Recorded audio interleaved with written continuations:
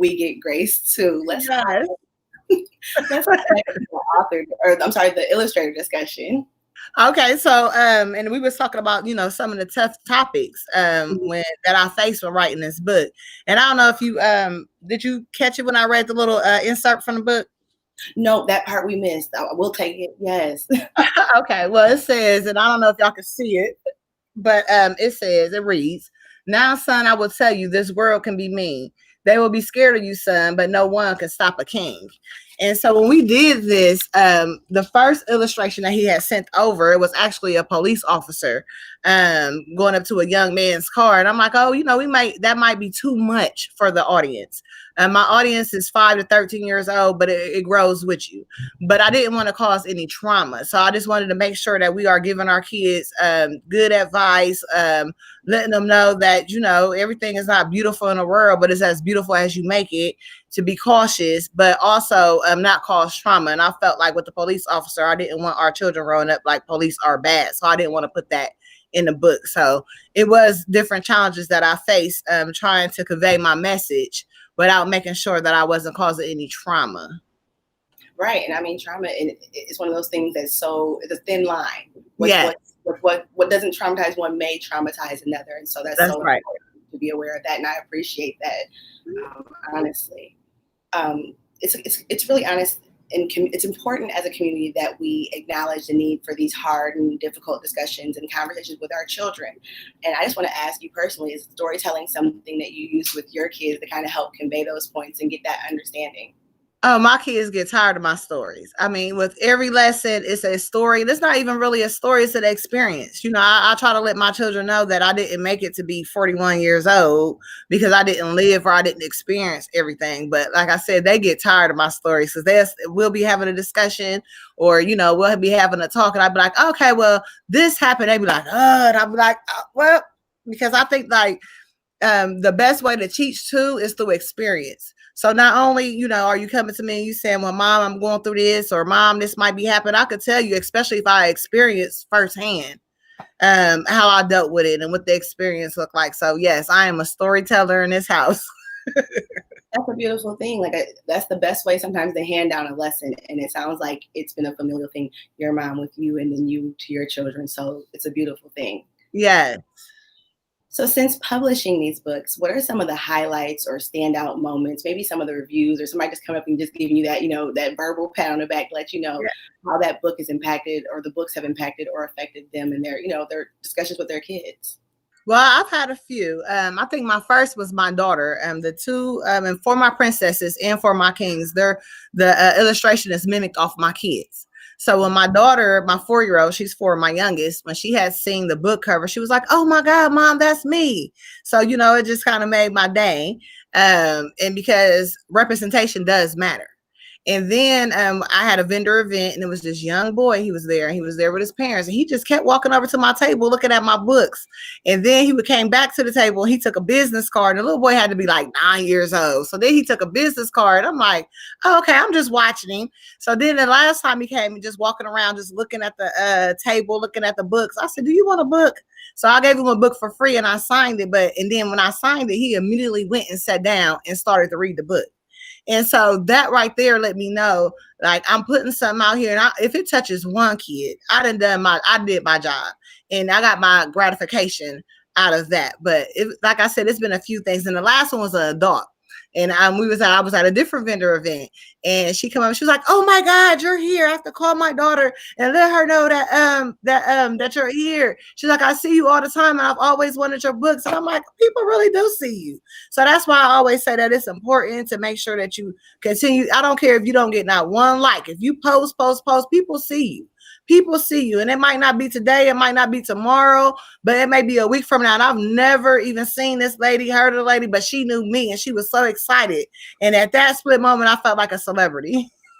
Oh yeah, that's a beautiful moment because like you said, all that hard work and you're not sure if anybody, then you know those moments are confirmation for what you do. Definitely. So what are you hoping to accomplish through writing books? I know that there's a lot of people have goals, but I don't want to make any assumptions. I would love for you to share what some of your goals are for the writing. Well, my goal is again the representation. I want books that my kids look like and they see themselves in it. So my goal is to keep writing these children's books, positive children books, letting art speaking love into our children, speaking that they are important, that they are enough, that your hair is beautiful, that your skin tone is beautiful, be it from the darkest to the lightest, and just making sure that they know that you have somebody out here that's rooting for you. You have somebody out here that loves you. Life is beautiful. You just have to see it through. And I know that all kids, us as well, we go through different chapters in our life where some may be a little bit grayer, but just to be able to have some words to let you know, like, we see you, we understand, we love you, you are important.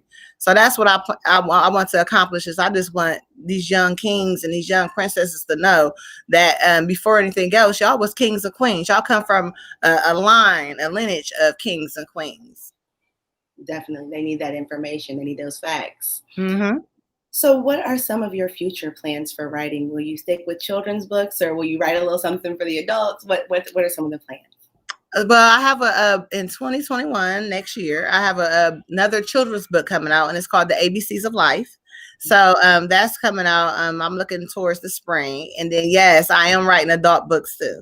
I love writing. I love all types of books: urban, romantic, children books. My imagination runs wild, so I definitely do plan on writing some adult books, and hopefully they'll be out soon as well. Yes, that's amazing. Can't wait. And I'll be looking out for kids' books, adults' books. I'll read them to the mini boss, all of that. Sure. At the community level, lots of people, lots of small businesses, lots of large businesses, everybody's kind of involved in some level of give back. And I wanted to ask if you were involved in or collaborating on any kind of give back, whether it's for the holiday season or just in general. Yes. Well, I have a group on Facebook. It's called Shower My Business. I started it probably about 2 years ago.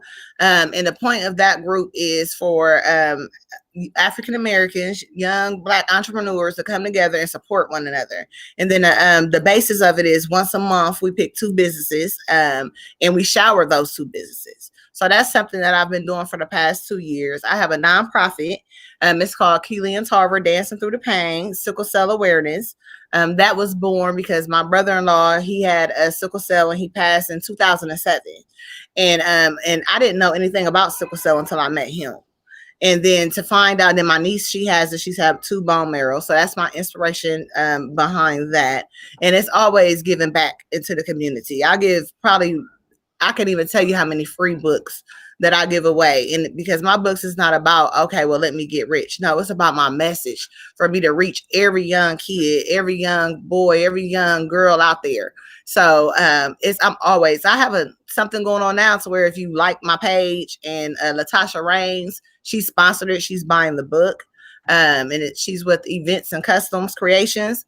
So if you like the page and if you share it, then I'm also giving away a free copy of the For My Kings book. And then when the For My Kings book is the second book that came out in 2020. And I also did a promotion with this to where my goal was 1 million Kings read. But if I don't reach 1 million, it's fine. But every dollar that I sell off my books ordered through cltarver.com, then someone who purchased the book, I'm going to give them $1 out of each sale. So if I sell 80 books, then I will be sending one of my customers $80. So it's always about giving back.